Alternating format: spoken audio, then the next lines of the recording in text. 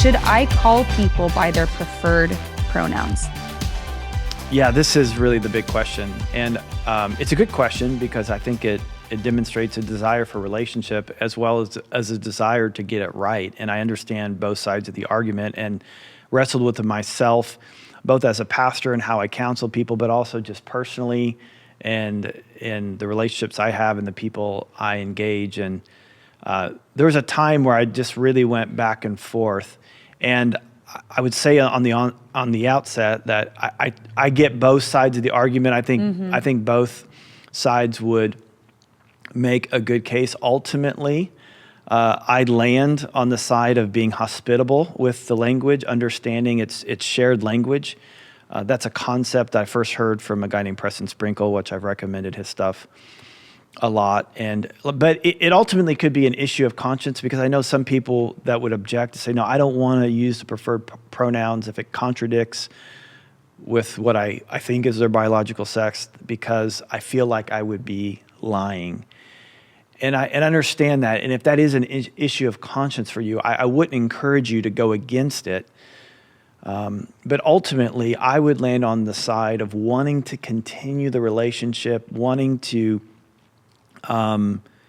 be there to perhaps influence them toward a relationship with Christ and ultimately the biblical worldview, assuming that this is someone that I don't have authority or responsibility over, and I'll address that here in a second. But I would tend to comply with the request the best I possibly could. And I think there's in Proverbs 26:4, I found this helpful in issues of wisdom, and should I engage or should I not engage? And it seemingly contradicts itself, but I'll tell you what I mean here in a second. So in Proverbs 26:4, it says, answer not a fool according to his folly, lest you be like him yourself.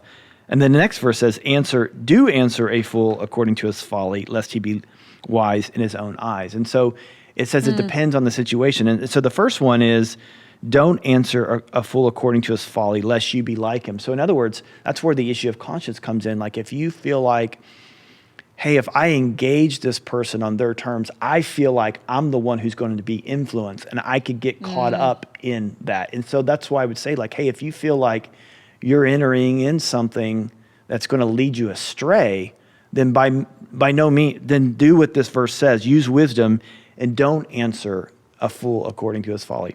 However, it says the reason why you would is so that they don't end up being wise in their own eyes, which I take that to mean that gives you an opportunity to continue the relationship, to influence them toward Christ. And that's ultimately, ultimately we are witnesses. We're to be salt and light. We're to mix up and be amongst people.